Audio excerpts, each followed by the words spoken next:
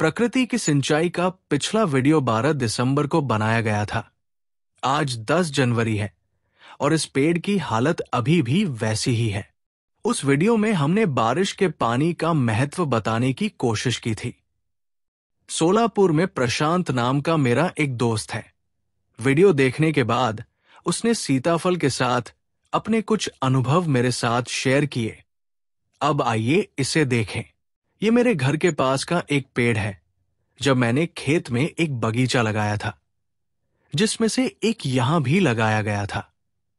जब से पेड़ लगाया गया है, तब से मैंने उसे कभी ज्यादा पानी नहीं दिया है।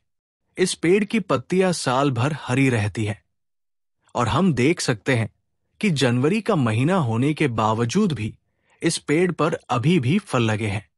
बात सिर्फ इतनी है कि इसमें एक साथ ज्यादा फल नहीं लगते, बल्कि पेड़ साल भर हरा भरा रहता है। हम इन पौधों को खूब पानी देते हैं। हम यहां देख सकते हैं कि नीचे 2 पाइप है।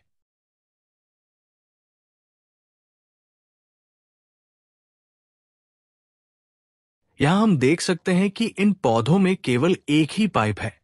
बाकी पौधों को हम पानी दे रहे थे, लेकिन पिछले 1 से 1.5 महीने पहले हमने इन पौधों को पानी की सप्लाई पूरी तरह से बंद कर दी है। यहां हम देख सकते हैं कि जमीन बहुत सूखी है। हम यहां देख सकते हैं कि पत्तियां हरी हैं और कुछ पत्तियां पीली हो गई है। हम देख सकते हैं कि भले ही पौधों को अभी पानी दिया जा रहा है, लेकिन पत्तियां मर चुकी है। हालांकि जमीन देखी जा सकती है, वो थोड़ी गीली है।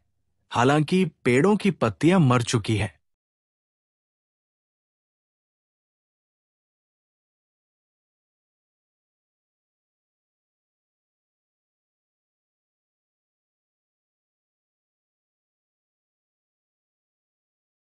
अब हमने उनके 4 वीडियो देखे हैं।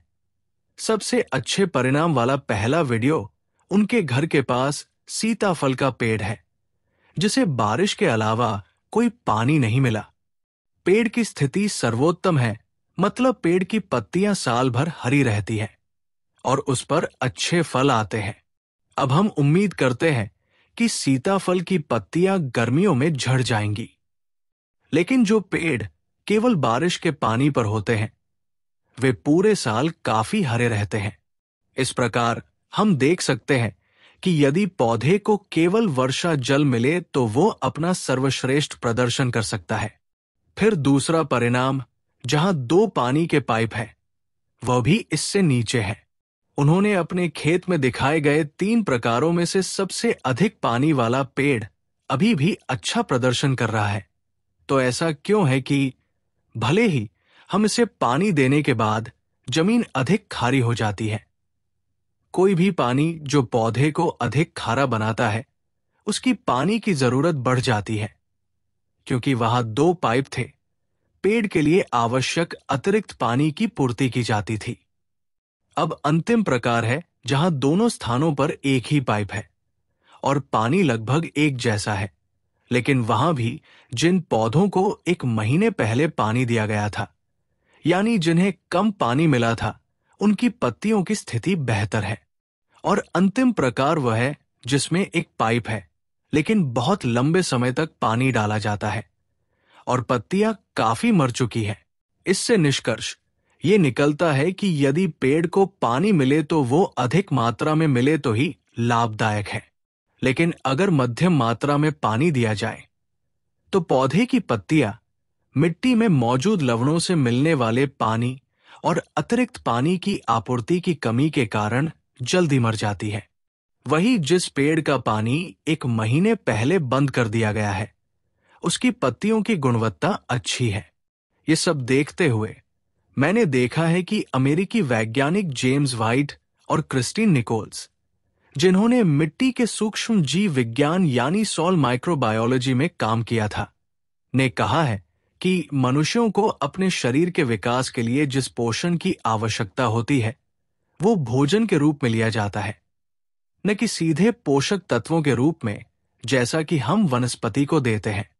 एक जर्मन वैज्ञानिक जस्टिस लिबिग ने पौधे को जलाकर उसकी राख पर संशोधन किया और कहा कि उस राख में उपलब्ध तत्व पौधे के बढ़ने के लिए आवश्यक है, और वहीं से हमने रासायनिक कृषि में इन पी के तत्वों का उपयोग करना शुरू कर दिया।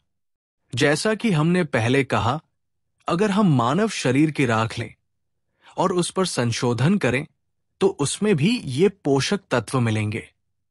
लेकिन मनुष्य पोषक तत्वों को ऐसे ही नहीं बल्कि भोजन के रूप में लेते हैं। जेम्स वाइट और क्रिस्टीन निकोल्स बताते हैं कि पौधों को भोजन के रूप में आवश्यक पोषक तत्व मिलते हैं। इसलिए जब बारिश होती है तो प्रकृति इन पानी में घुलनशील लवणों को कम करने की कोशिश करती है। जेम्स वाइट का यह भी कहना है कि मानव शरीर में यदि एक कोशिका है तो उसकी तुलना में 10 बैक्टीरिया होते हैं, और कुछ बैक्टीरिया पौधों के शरीर में भी पाए गए हैं। इसलिए पौधों को शाकाहारी नहीं कहा जा सकता, उन्हें मांसाहारी ही कहना होगा। जेम्स वाइट का कहना है कि यदि हम पृथ्वी पर मौजूद समस्त जीवित प्राणियों पर विचार करें तो जमीन पर जीवित प्राणी केवल 7% ही है, और बाकी 93% जीवित प्राणी जमीन के नीचे हैं, और ये भूमिगत जीवन ऊपर के जीवन के लिए भोजन बनाता है। और यदि कोई सभी जीवित प्राणियों के लिए भोजन बनाने का काम करता है तो ये प्रकाश संश्लेषण है। ये जीव तरल कार्बन पर चलते हैं जिसे पौधे प्रकाश संश्लेषण के माध्यम से पैदा करते हैं और मिट्टी में छोड़ देते हैं, और पौधों के लिए पोषक तत्व पैदा करते हैं। और पौधों को ये पोषक तत्व कार्बनिक या जीवाणु रूप में प्रदान किए जाते हैं। जब हम खारा पानी देते हैं या रासायनिक उर्वरक डालते हैं तो ये पानी में घुलनशील तत्व बढ़ जाते हैं। इन तत्वों के बढ़ने से पौधे की स्वाभाविक रूप में पानी की आवश्यकता भी बढ़ जाती है। ये एक अपवाद है जिसका प्रयोग केवल मुसीबत के समय ही किया जाता है। पौधों के लिए भी ये पानी में घुलनशील पोषक तत्व एक अपवाद है, लेकिन हमने इसे नियम बना लिया और इन पोषक तत्वों को पौधों को देना शुरू कर दिया। और फिर सिंचाई की खोज हुई और हमने इन पानी में घुलनशील रासायनिक उर्वरकों को सिंचाई के माध्यम से देना शुरू कर दिया। इससे पौधे की सेहत काफी खराब हो गई और पौधे को बाहरी मदद की जरूरत पड़ी।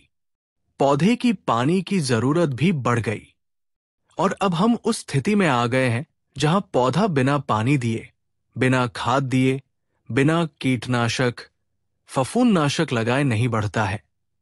इसके लिए बाहरी मदद की बहुत जरूरत होती है।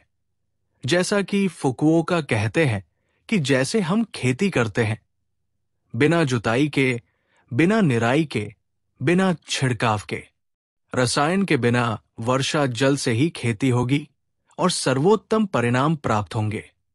अब मैं ये दावा नहीं करता कि मैं जो कह रहा हूं वो 100% सही है, लेकिन अगर आपके मन में भी इस पर कोई विचार है तो आपको उसे व्यक्त करना चाहिए। मेरे ऐसा कहने का मकसद ये है कि हम सभी इस समस्या से निकलने का रास्ता ढूंढने की कोशिश करेंगे।